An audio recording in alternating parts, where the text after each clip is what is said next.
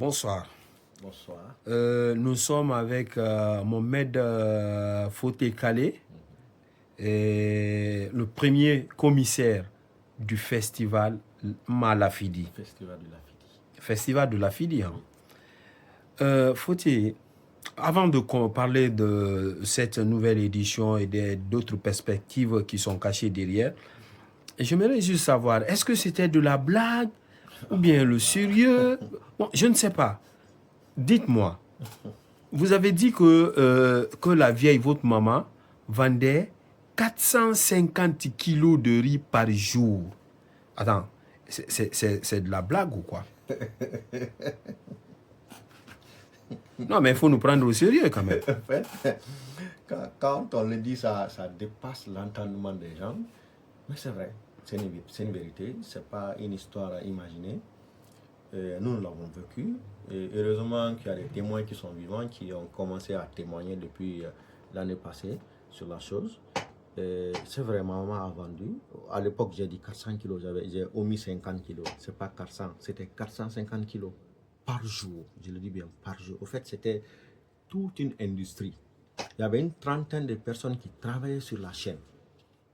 Vous voyez, et à l'époque, quand je vous dis elle a vendu, à l'époque, il n'y avait pas assez de vendeuses de nourriture à Madina, le marché de Madina. Tout le monde connaît à quel point ce marché-là est grand. Non seulement elle vendait. La particularité aussi qu'elle avait aussi, quand tu mangeais un plat de la fille de ma maman, tu passais toute la journée sans manger. Tu ne faisais que boire. Et les commerçants aimaient économiser. Voici pourquoi ma maman a réussi à vendre jusqu'à 400 kilos. Parce que les gens en raffolaient. Les gens économisaient à travers son plat qui ne coûtait pas du tout cher. À l'époque, nous, on était petits, c'est vrai, mais on l'a vécu. Parce que moi et mes frères, à 4h, 5h, on s'est réveillés. À Simbaya, on vient à Madina. On nettoie. Après, à 7h00, on revient à la maison. On s'échange pour aller à l'école. Après l'école, on revient encore. Au fait, nous, on a grandi auprès de notre maman. Donc, nous connaissons toute l'histoire du début à la fin. Quand je dis elle a vendu, c'est vrai, elle a vendu ça. Et c'est pas que ça. Ma maman a réussi à livrer de la fille dans le vol au Libéria. Elle l'a fait. Oui. Je vous donne un exemple simple. Plus de 70% des familles de Conakry mangent 2 fois dans le jour, par 3 repas, 2 repas. Mais comment elles font ces familles? À 16h, 17h, on finit de préparer. Ce qu'on doit manger à 20h, on met ça de côté. Et on garde le reste jusqu'au matin, 8h. On appelle souvent dans notre jargon banderita. Imaginez de 17h à 8h, le riz ne se gâte pas. C'est bien conservé. Bon, c'est comme ça aussi quand on livre de Conakry à Monrovia, ça ne pouvait pas se gâter parce que ça ne faisait même pas 4 heures de vol. Tellement qu'elle était habituée à ça, finalement, les pilotes l'ont surnommé Maman Rice. En anglais, la Maman Riz. Maintenant, il faut nous dire un peu là. Elle payait billet d'avion pour mettre ses bagages-là dans l'avion, le riz dans l'avion, pour aller au Libéria. Au début, elle le faisait, mais finalement, tellement elle a... C'était Air Guinée? Non, bon, je ne peux pas, je ne me souviens plus. Je crois que c'était pas Air Afrique. Je crois que c'était Air Afrique. Non, on était petits. Tu vois, au fait, elle était tellement habituée, elle a tissé de bonnes relations avec les pilotes. Finalement, des fois, c'est les pilotes même qui prenaient le riz, qui l'envoyaient. Elle n'avait pas besoin de se déplacer. C'est les pilotes qui prenaient le riz, qui livraient pour elle. Non, mais les pilotes des vols livraient maintenant le riz à sa place. Oui. Libéria jusqu'au Nigeria. Oui, bon, ce qui est beaucoup plus retirant, c'était au Libéria. Le Nigeria, c'était quelques-unes fois, sinon, c'est au Libéria quand même, elle le faisait à tout moment. Parce que c'est là-bas qu'elle a commencé, hein, l'histoire de Malafidi, c'est là-bas ça a débuté. Quand elle venait à peine de se marier, elle a été au Libéria. Donc c'est là-bas qu'elle a commencé à préparer le riz. Donc quand elle est rentrée à Conakry du moins, elle a dit, bon, pourquoi pas essayer de le refaire ici. Mais sauf qu'à l'époque, bon, j'ai pas vu quand c'était, j'étais pas né, mais elle a raconté son histoire. Sauf qu'à l'époque, on ne pouvait pas se lever un moment matin et dire que bon, je prépare la nourriture pour vendre. Non, c'était pas possible. Il fallait faire des batteries d'examens d'abord. Il fallait partir à l'hôpital Ignacinine, faire des examens, partir à l'hôpital Donka, faire des examens, venir à la sûreté, qu'on te délivre des documents, des attestations pour te permettre d'aller vendre la nourriture. Sinon, c'était la prison. À l'époque, il n'y avait pas de laisser aller comme maintenant. Fauté, attends un peu. Parce que là, nous sommes amis, nous sommes de la même corporation. Est-ce que tu n'es pas peut-être en train de nous blaguer? 450 kilos de riz par jour. Et ça te fait 8 sacs de riz. Hein? 8 à 9 sacs. 9 sacs de riz. De 50 kilos. Même un commerçant dans une boutique qui vend 9 sacs de riz va arrêter au moins de faire du riz pour simplement vendre le sac de riz. Mais avec combien de personnes? C'est ce que je vous dis. Au fait, sur la chaîne, il y avait une trentaine de personnes qui travaillaient. Il y avait 2 ou 3 personnes qui étaient là uniquement pour laver le riz. Il y avait 2 ou 3 personnes qui étaient là uniquement pour s'occuper du feu, mettre le riz dans la marmite. Il y avait des gens uniquement qui s'occupaient, par exemple, de piler le gombo. Il y avait des gens qui s'occupaient de nettoyer l'aubergine. Il y avait des gens qui s'occupaient de mettre la sumbara et du piment. Moi, j'étais dans ce lot-là. Des fois, j'étais dans le lot aussi qui pilait le gombo. C'était toute une chaîne. Ma maman, elle prenait le riz dans des conteneurs. Oui, c'est en tonnage. Le riz dans un conteneur, quoi. Oui, au fait, il y avait un conteneur qui était installé. Le riz venait en tonnage. Elle ne partait pas au marché. Bon, j'avais acheté 4-5 sacs. Non. Elle prenait en tonnage, au fait. Elle pouvait prendre 2-3 tonnes de riz. Avant que ça ne finisse, on amène encore d'autres. Il y avait beaucoup de fournisseurs de riz qui amenaient. Mais qui pilait les condiments et autres là? Il y avait mes grands frères, père à leur âme, Amine, les 2 premiers de ma maman. Faut dire, attends.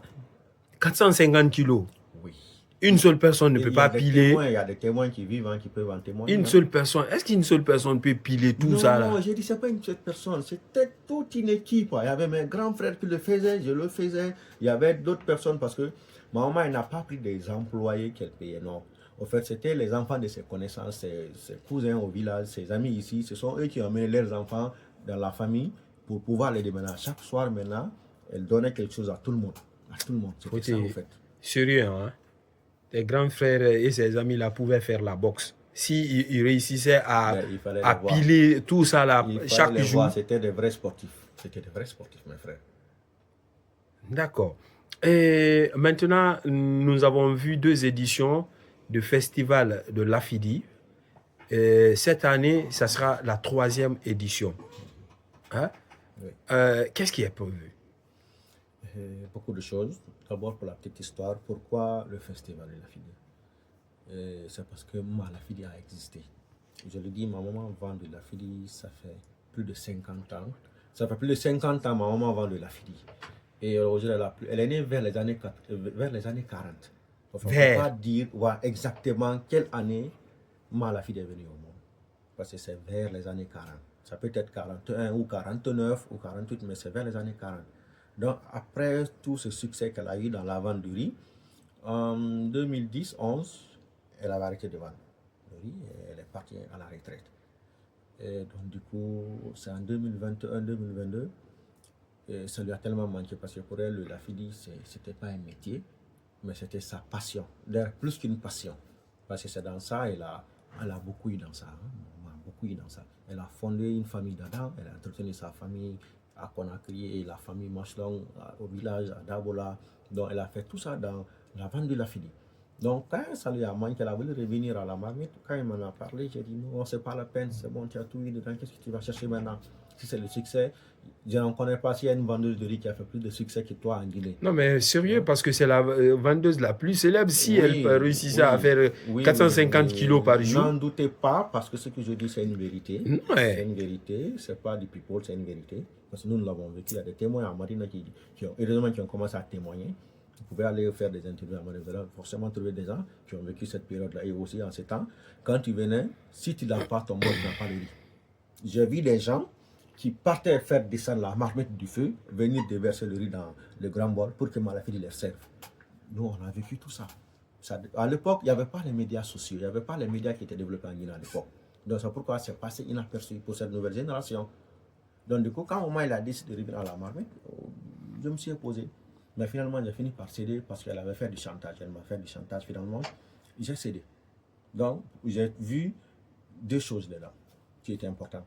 La première des choses, quand elle était à la retraite, tout le temps, maman, elle se plaignait qu'elle était malade. Par-ci, par-là, elle se plaignait des douleurs. Mais j'ai remarqué, quand elle a commencé à revendre le riz, c'est elle seule qui se lève à 2h du matin, 2h, 3h du matin, elle prépare son riz. Personne ne l'aide. Depuis qu'elle est revenue dedans, personne ne l'aide. C'est elle seule qui fait tout. Moi, le matin, je prends l'argent, je pars à Matoto, je fais le marché à 6h, 7h, je reviens. S'il y a des riz qui sont commandés, je livre. Donc, du coup, j'ai vu que maman, elle avait diminué ses plaintes par rapport aux douleurs. Elle avait carrément baissé la cadence de ses plaintes parce qu'il faut savoir qu'elle est sous l'effet du poids, de l'âge. Donc, du coup, et ça, c'est la première chose que j'ai trouvée dedans qui est positive. La deuxième chose, c'est quoi? Je me suis dit que Dieu me donne là une opportunité de donner une leçon de vie aux gens. Malheureusement, je connais des gens dans ma vie qui n'étaient pas fiers de leurs parents. Qui n'étaient pas du tout, qui avaient même du mal à présenter leurs parents à leurs amis parce qu'ils n'avaient pas cette fierté du vécu de leurs parents. Quand je parle du vécu, c'est quoi? À un moment donné, nos parents ont été obligés de suyer leur dignité pour faire certains métiers pour nous nourrir, pour que nous soyons à l'abri des besoins. Nous vêtir de soins, nous mettre à l'école pour avoir une bonne éducation.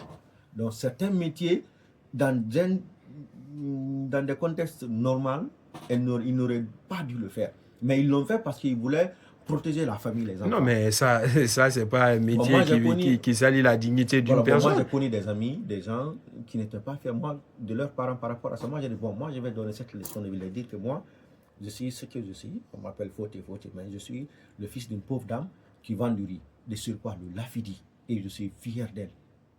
C'est ce qui m'a amené à me prendre en photo avec elle autour de son bord de la vie. J'ai publié et c'est devenu tellement viral. J'ai raconté en résumé son histoire. C'est ma maman, elle est vendeuse de lafidi, elle vient acheter son lafidi. Donc c'est comme ça, tout est parti. Donc quand j'ai commencé à livrer, c'est devenu tellement viral que l'idée nous est venue de nous lancer dans un festival de lafidi. Voir qu'est-ce que ça va donner. À vrai dire, la première fois que j'ai eu l'idée, je n'ai pas osé. Je me suis dit, mais attends, connaissant le showbiz, j'ai fait plus de 20 ans dedans. C'est pas évident parce qu'il n'y a pas de sponsor.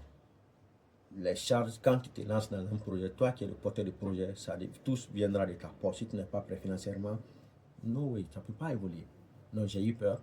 Bon, ma première date, je n'ai pas pu tenir. Quand j'ai publié, finalement, j'ai renoncé. La deuxième date, quand j'ai lancé seulement, qu'est-ce qui s'est passé? Quand Dieu veut t'aider, qu'est-ce qu'il fait? Il met les bonnes personnes sur ton chemin. La première bonne personne que Dieu a mis sur mon chemin, c'est la ministre Dr Diaka. Cette dame, j'ai prié Dieu pour elle, pour que Dieu lui protège, Dieu lui donne la santé dans la longévité. Cette dame, je prie que Dieu vous donne des Dr Diaka dans votre vie. Si vous voyez que le festival de la Fili a vu le jour jusqu'à maintenant, c'est en train de continuer. C'est grâce à Dieu à travers Dr Diaka, la ministre de l'Industrie. C'est mon ami, je suis très fier d'elle, de son parcours. On a étudié ensemble, on a fait le partenariat ensemble. Mais quand elle a vu le projet du festival de la Fili, elle m'a appris à dire, mais tu es malade. Tu penses que toi, si tu vas voir la baraka là devant nous? Non, on va le faire ensemble. Nous tous, nous aurons cette baraka là.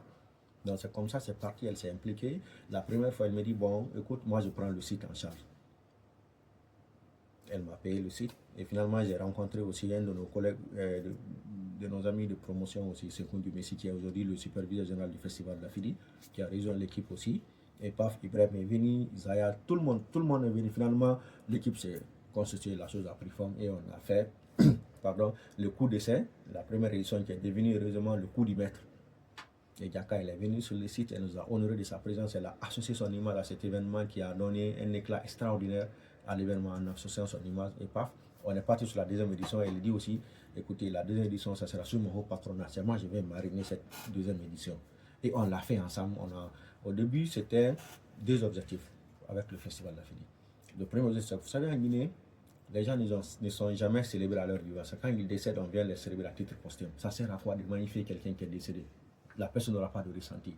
Mieux vaut le célébrer à sa présence et moins à son vivant, en lui disant que tu as fait ça, j'ai aimé, je suis fier de toi. Ce sentiment-là, c'est son diplôme. Et c'est ce que nous avons voulu faire à travers le festival de la Fili. Première chose d'abord, c'est de célébrer la Fili à son vivant.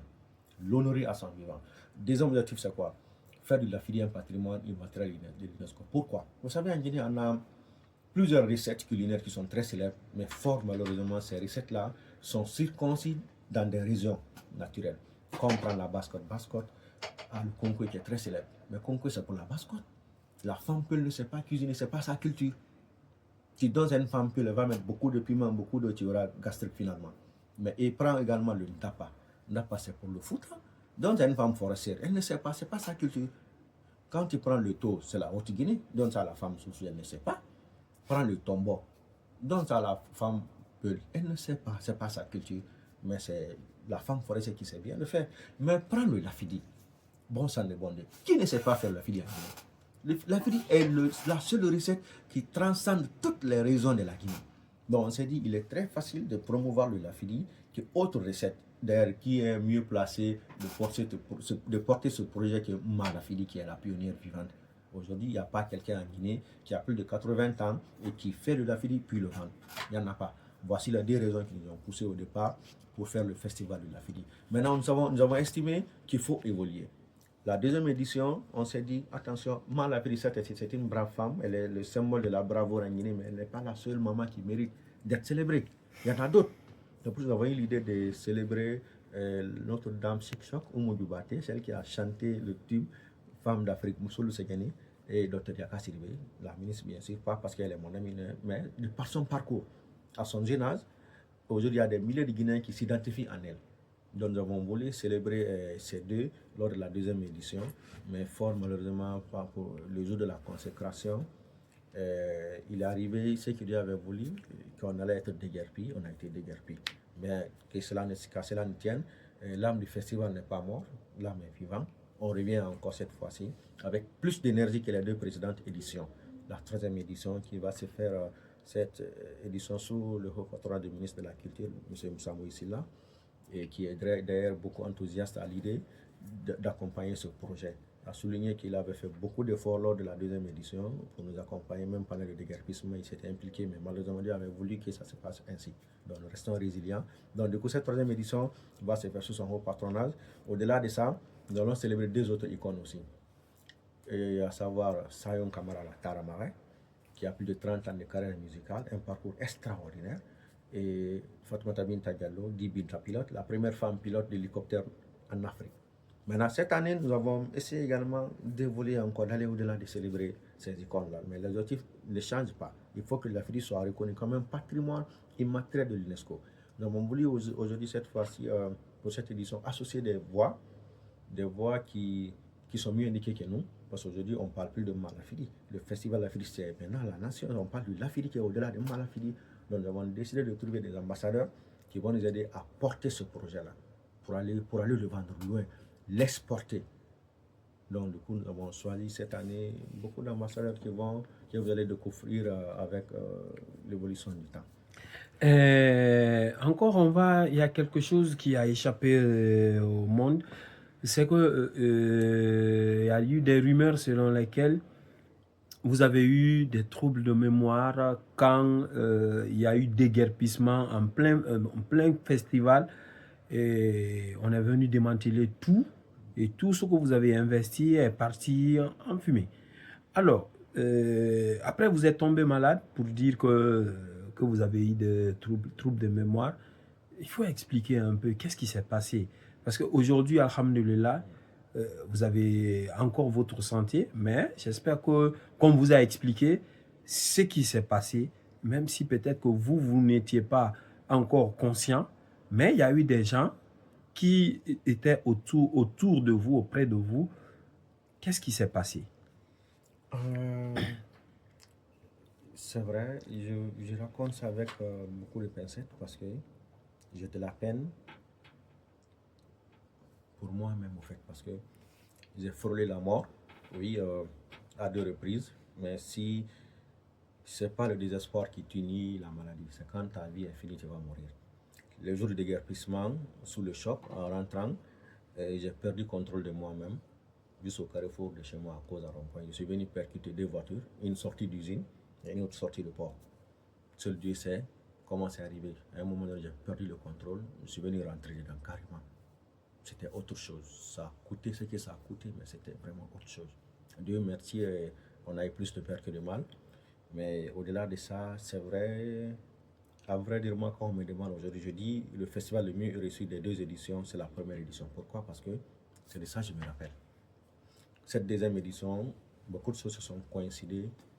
Je suis tombé malade, il y avait le stress de vouloir réussir et le déguerpissement, tout ça se sont accumulés. C'est vrai, la dépression existe. Oui, à un moment donné, j'ai déprimé carrément, c'est vrai. J'ai beaucoup déprimé. J'ai appris à être fort. Avec le temps, j'ai appris à être fort avec la vie. Mais je me suis dit à un moment donné, quand tu sais que tu es conscient que tu as vu sous tes 2 épaules là, il y a un poids qui est là. Il y a toute une famille qui compte sur toi. Il y a des communautés qui comptent sur toi. Tu n'as pas le droit d'abandonner. C'est vrai, j'ai déprimé totalement. Vu l'énergie qu'on a déployée pour réussir cet événement, le jour de la consécration, et il y a eu cette incompréhension jusqu'à présent qu'on ne peut pas expliquer. On ne peut pas dire que c'est telle personne, non, mais on n'arrive pas à expliquer.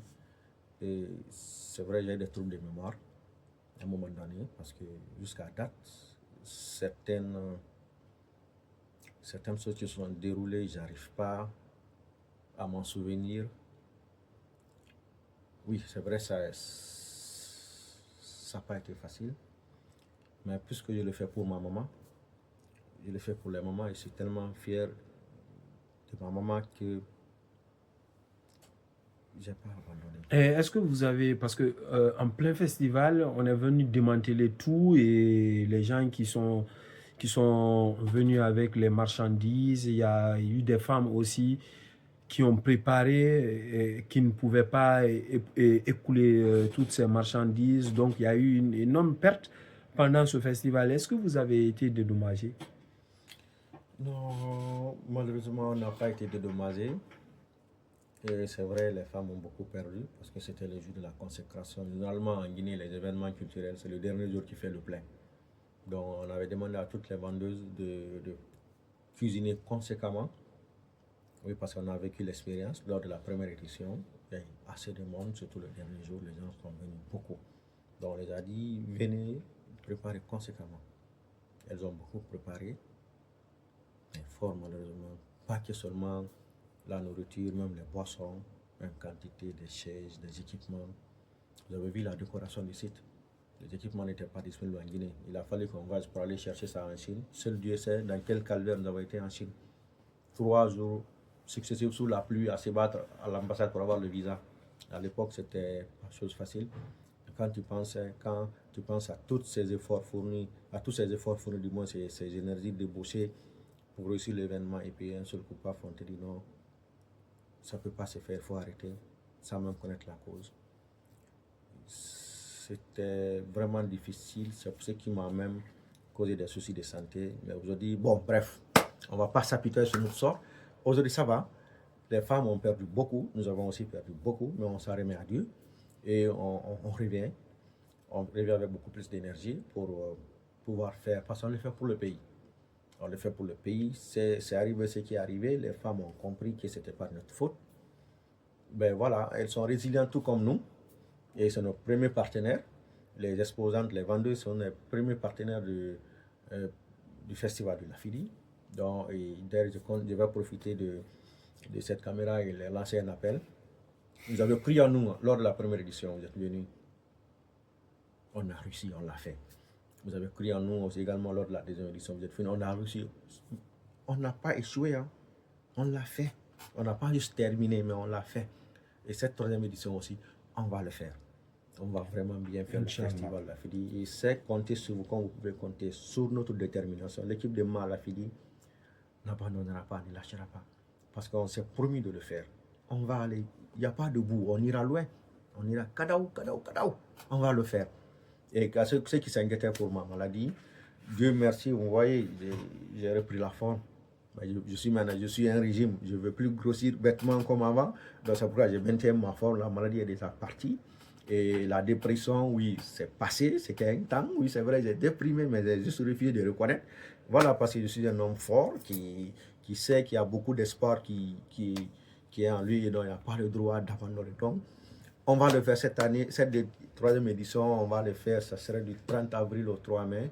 Rendez-vous est pris pour le stade de Petit Sori à Nongo. Et on va bien faire. La fille sera labellisée, Inch'Allah.